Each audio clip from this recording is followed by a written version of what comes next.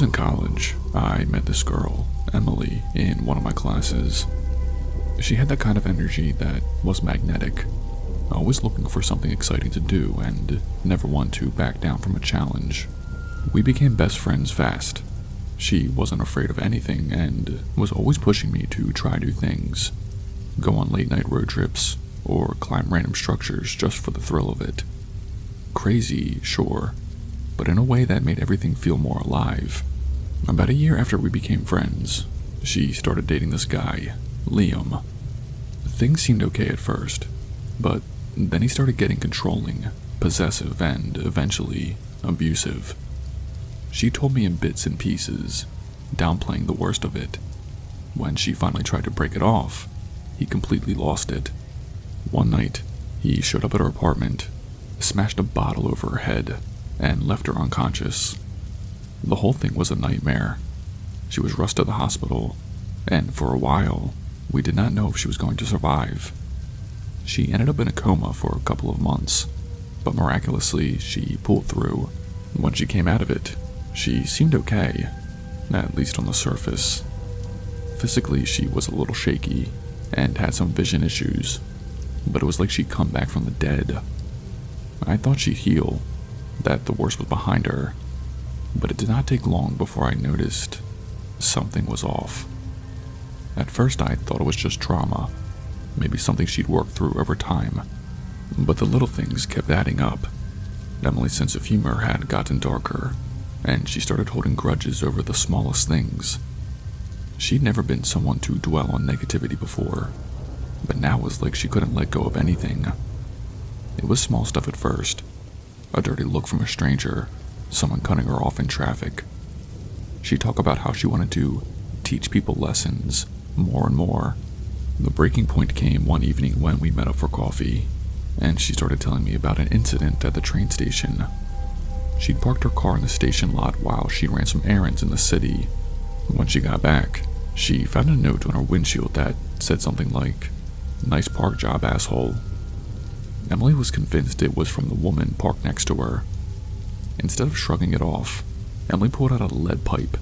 Yes, a lead pipe, out of her trunk and smashed the woman's windshield to pieces.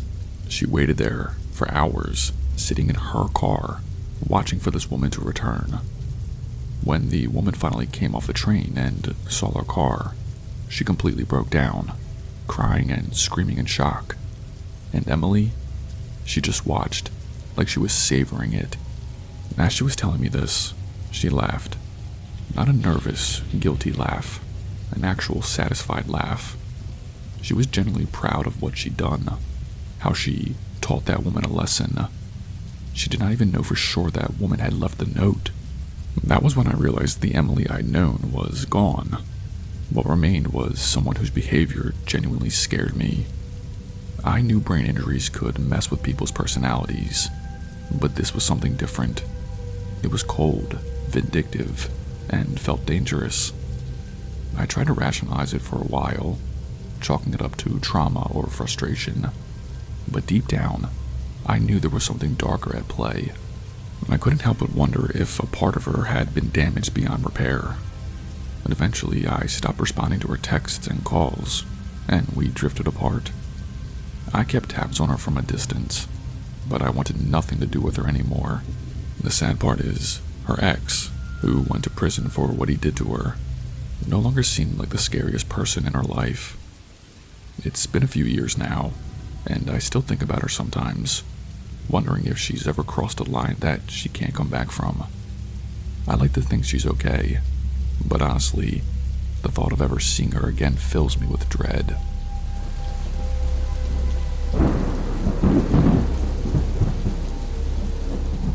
Growing up, I had a best friend named Kaylee. We lived a few houses apart, and she was practically a sister to me. We did everything together, rode bikes down to Dairy Queen, built blanket forts in the living room, and had countless sleepovers. She was the one person I could always count on. If you told me that one day I'd be terrified of her, I wouldn't have believed you. Things changed when we got into 8th grade. We were hanging out in my room one afternoon, trading turns on the Xbox. Out of nowhere, Kaylee looked up at me and said that she had a crush on me. I thought she was kidding, so I laughed, shrugging it off. But she wasn't. She started talking about how much she thought about me, and that she felt like we should be together. I was stunned. I'd only ever thought of her as a friend, and I told her as much, trying to be gentle. I remember saying, "I'm just not into girls like that, Kaylee." I thought she'd understand, but I could see the hurt in her eyes. She went quiet, then said something that still sticks with me. "You don't get it. You've crushed my soul, and now I have to live with it." And I tried to lighten the mood, asking if she wanted to go grab a slushie or something, but she just shook her head. She left early that day, and after that, everything changed. She stopped texting me as much, and when I reached out, her responses were short and cold. It felt like I was talking to a stranger. One evening, after a week of near silence, I called her, hoping to clear the air. When she finally picked up, she said, "I need time. I'm dealing with a lot of pain right now." Then she hung up. About a week later, I invited another friend, Abby, over. Abby also lived in our neighborhood, and we had plans to watch a movie. It was Friday night, and after the movie ended, I walked her to the door to say goodbye. She turned, smiled, and started heading toward the street, waving as she stepped off the curb. I was about to wave back when I heard a louder revving sound. In a split second, a car came barreling down the road, its headlights flashing like blinding beams in the dark. I watched, frozen, as it swerved directly toward Abby. The sound of the impact was sickening, a mix of metal, crunching bone, and a gasp that never fully left my throat. Abby flew into the air like a rag doll and crashed onto the sidewalk, her body lying in a twisted way that shouldn't have been possible. I screamed, rushing toward her, not even thinking. But then the car came to a screeching halt a few yards away, its headlights illuminating my front yard. And there, gripping the steering wheel, was Kaylee. Her face was pale, her hands shaking as she sat in the driver's seat, staring at me through the windshield. None of us could drive at that point, obviously. We were only in 8th grade. I didn't understand how she got behind the wheel, until later when I found out she'd stolen her dad's car keys and snuck out that night. She'd been parked a few houses up the road, lying in wait. She'd watched Abby leave my house and then floored it. The police arrived quickly. Neighbors poured out of their homes, drawn by the sound of the crash and my screaming. I was too stunned to say much at first, but Kaylee just sat there, slumped over the wheel, her face blank, like the life had drained out of her. When they asked her why she did it, her answer was simple. I thought Abby was becoming her new best friend. I couldn't let that happen. She admitted she was jealous and angry, that she felt replaced, that if she couldn't have me in a romantic way, then no one could.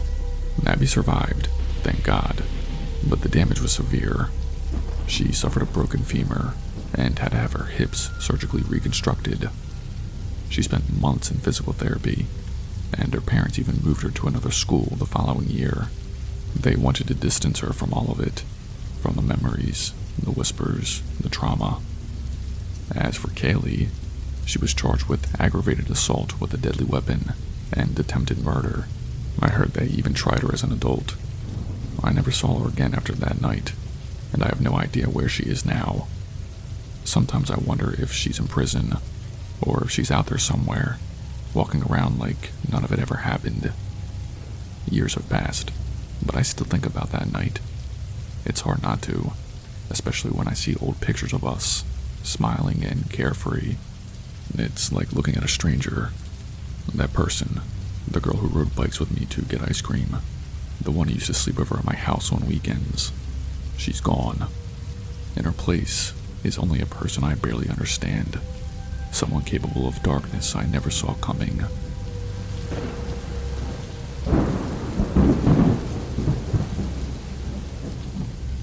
Back in 9th grade, I had this best friend named Kyle.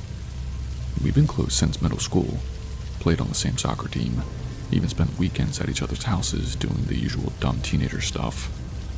Then Kyle started dating Jen, and everything changed. At first it was kind of funny. Kyle would bring her up in every conversation like she was the center of the universe. "Dude, this game is great, right?"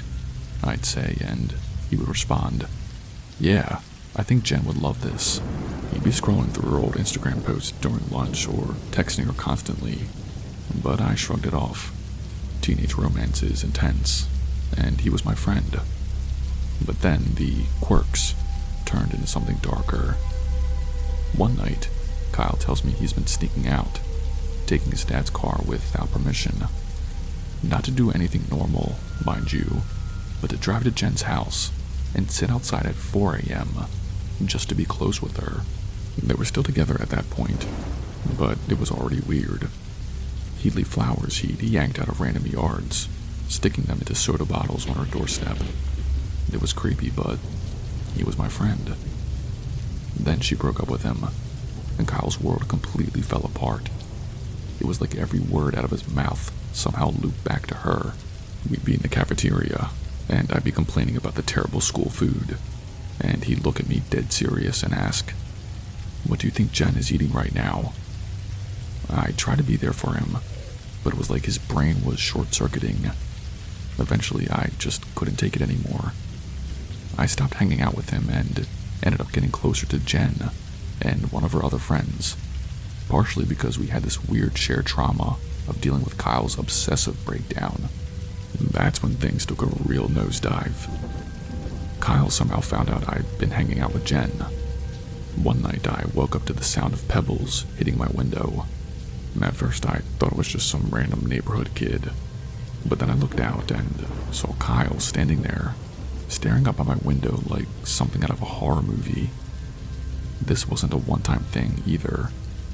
Night after night, he'd show up, throwing whatever he could grab from my yard to get my attention, at 4 a.m. every time.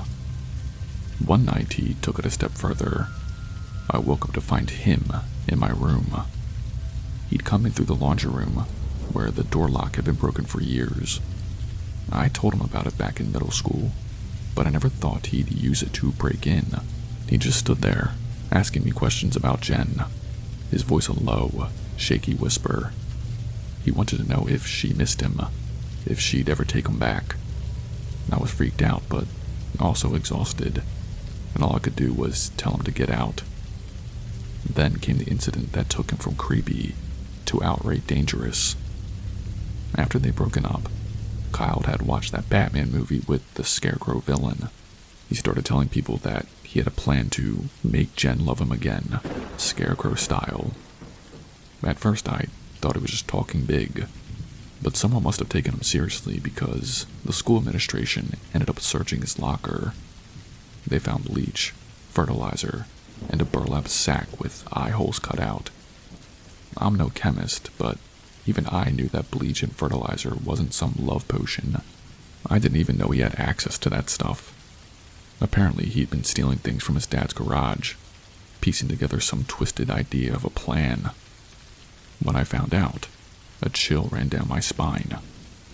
Kyle wasn't just some heartbroken kid anymore. He was spiraling into something darker. They expelled him immediately and sent him to a psychiatric facility. Last I heard, he was still there, undergoing therapy, and I never paid him a visit. A part of me wanted to, but the other part, I don't know. Maybe I was just too freaked out. It's been years, and I sometimes wonder what would have happened if no one had reported him. If someone hadn't found that sack and chemicals in his locker, where would he have drawn the line? Or would he have stopped at all? When I think about those nights he showed up at my house or sat outside Jen's window, I can still feel the unease. It's the kind of story you think only happens in movies, but it doesn't. Sometimes, people get so tangled up in their obsessions that they'll do anything to feel close to the person they think they love. And that's the scariest part. How quickly someone you think you know can turn into a stranger. Hey, what's up guys? It's spooky. If you've made it this far, congratulations, you survived. If you did not know, I have an Instagram. Follow me on there so we can connect. I also have a Patreon. On there, you'll have direct access to me and can see the upcoming videos, polls, and soon-to-be exclusive stories only shared on there. If that's something that interests you, please consider joining. That's all I have for you guys tonight. Stay spooky, and I'll see you in the next video.